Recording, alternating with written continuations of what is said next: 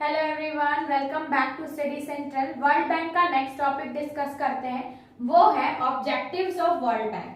अब ये भी 8 मार्क्स का क्वेश्चन आपको पूछा जाता है। 8 मार्क्स में आपको इंपॉर्टेंस एंड मीनिंग पूछेगा, या तो आपको ऑर्गेनाइजेशन ऑफ वर्ल्ड बैंक के साथ साथ ऑब्जेक्टिव्स पूछ सकता है। तो ऑब्जेक्टिव्स मैंने यहाँ मेन पॉइंट हाईलाइट किए हैं, इसको आप एक्सप्लेन करके भी लिख सकते हैं।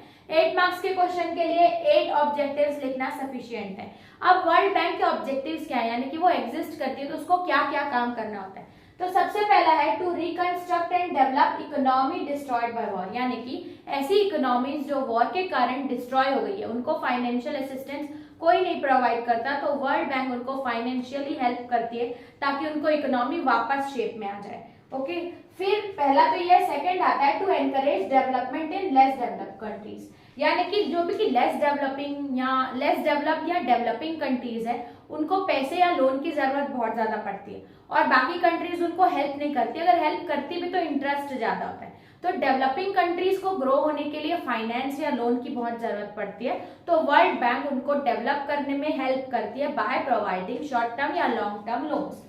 तो पहला ये सेकेंड ऑब्जेक्टिव। फिर आता है encouraging private investment. Private investment encourage करती है क्योंकि ये फाइनेंस प्रोवाइड करेगी, फाइनेंशियल असिस्टेंस अगर मिलेगा तो वो लोग अपना पैसा प्रोडक्टिव सर्विसेज पे लगा सकते हैं। तो प्राइवेट इन्वेस्टमेंट तो बढ़ा ना कि और प्राइवेट लोगों के पास पैसा जा रहा है।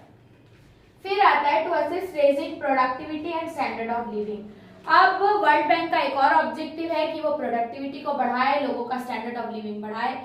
कैसे? जैसे कि वो पैसा प्रोवाइड करेगी तो ये दोनों आपसे इंक्रीज हो जाएगा।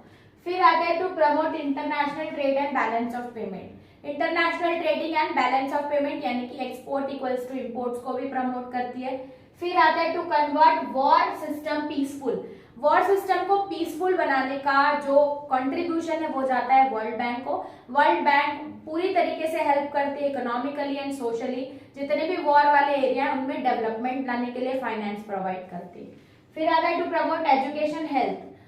अब इतने लोन सब वो प्रोवाइड कर रही है तो इसका एक ही मोटो हो सकता है कि वो एजुकेशन, हेल्थ, एनवायरमेंट, क्लीनलीनेस, ये सब पे भी ध्यान देके ही वो लोन प्रोवाइड करती है।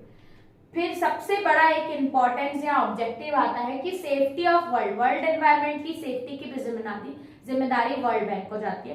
तो इसी तरीके से हमने देखे 8 ऑब्जेक्टिव्स ऑफ वर्ल्ड बैंक। पहला है कि वो रिकंस्ट्रक्ट करती है इकोनॉमी जो भी डेवलप वॉर से डिस्ट्रॉय हो जाती है।